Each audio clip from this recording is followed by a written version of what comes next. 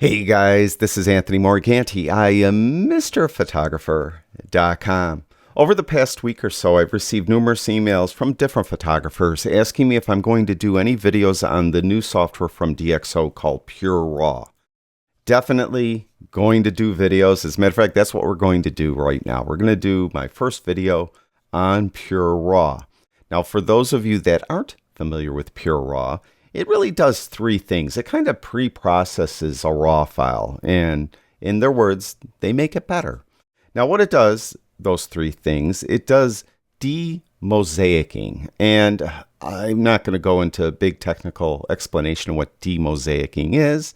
Instead, in the description below this video, I have a link to Raw Therapy's Rawpedia, where they talk about demosaicing. Nice concise little article here that explains what it is and why you may want to demosaic an image. Now, just for your information, applications like Lightroom and On1 Photo Raw and Luminar, they do demosaicing as soon as you view the image in the viewer.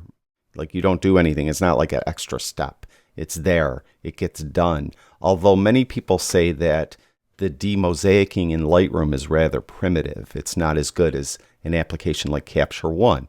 Now, whether or not PureRAW demosaicing is any better, I don't know. It's something that's very hard to detect with, at least for me, with my bare eyes, so maybe someone who's more familiar with it could talk about it in the comments below. It does optical corrections, lens corrections, so it does that. Now, those two things on their own, it's not that big of a deal. I mean, you could do that in other apps. The one thing it does do is noise reduction, and it uses the various different noise reductions that are found in DxO's main product, Photolab 4. And included is their noise reduction called D'. D' is very good. Now, those of you that watch my videos know that I'm always spouting and shooting my mouth off about using Denoise AI by Topaz Labs. So what we're going to do in this video is we're going to send a RAW file into PureRAW. We're going to let it do its thing and reduce noise and all that stuff. And then, this is the image we're going to use. You can see there's tons of noise. And then we're going to get it into Lightroom, and we're going to compare it to the image same exact image, that I remove noise using Topaz Labs Denoise AI. Because at least one people in the emails I received wanted a comparison, and that's what we're going to do today. Now, the one thing about PureRAW, it doesn't work as a plugin because it's taking a RAW file. Whenever you use like a plugin, in Lightroom, let's say, it doesn't send a RAW file. It'll send a TIFF file or a PSD file. So what you have to do is send the RAW file directly into PureRAW. So what I did was I exported this image as is, from Lightroom to my desktop. We're going to send that into PureRAW and let it do its thing. Now, one note here. In Lightroom, I did some edits on this already. You can see the edits, and the edits are included in the denoise version of the image. The one thing I didn't do is I didn't do any noise reduction in Lightroom at all. Nothing, no sharpening either, so that we're on equal footing, because that's the way the RAW file is going to end up going into PureRAW. So we trying to compare apples to apples as much as possible. So what we have here now on the desktop, I have this RAW file right here. Okay. Now we're going to take it, we're going to load it into PureRAW. Now you could load more than one. When you load it, it will show up over here, and you'll have all the images that you load, as I mentioned, more than one over here on the left. When you're ready, you process photos. Now the first time you process a photo using a lens that isn't already been used in PureRAW, it's going to need to download the lens corrections for that specific lens. So a little box will pop up asking you if you want to download the lens corrections. You just click yes, then it applies the lens corrections.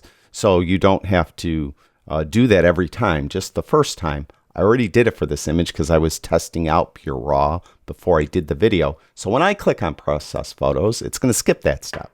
And it comes to this. What kind of RAW processing do you want to do? This is the noise reduction, HQ, Prime, or D'. Again, these are available in Photolab 4. but now you could use them here. And you can see you could choose the different ones. Deep Prime is the best. It does the best job. In preferences, you could have this set up so that you could have it pre-choose one of these or have it choose the one that it thinks will do the best job. That's what I have set up. So we're using Deep Prime. Do you want to output it as a JPEG or a DNG? I'm going to output it as a DNG. Now, once it's done, where do you want it to put this DNG file? Now, I have it set up to go to a folder I called Auto Imports. Lightroom has the ability to monitor a folder on your computer, and any image that goes into that folder, Lightroom will automatically import. So that way, we'll get it into Lightroom right away. All right, so I'm going to click Process. It says it's going to take about 8 seconds. Of course, time will vary depending on your machine. So we'll click Process. You can see there'll be a status bar under the image over here and at the bottom. And then once it does that, it will send it to that folder. We could go to Finder, look at the folder. We could view the results directly in Photolab or in PureRAW, I'm sorry, or export it somewhere else. We'll just view the results right now. And it's saying it's unavailable. You know why it's unavailable? Because I had it auto-imported into Lightroom. So Lightroom stole it. So let's go over here to Lightroom. Okay, now here it is. It's right here, this image right here, Deep Prime. It says DNG. We'll zoom in. You can see that there's still a little noise there. I didn't remove it all. The image right next to it is the Denoise image. So we'll look at that. You can see that, I mean, admittedly, come on, it did a better job. One thing I did do, as I mentioned, I did do some processing to the RAW file.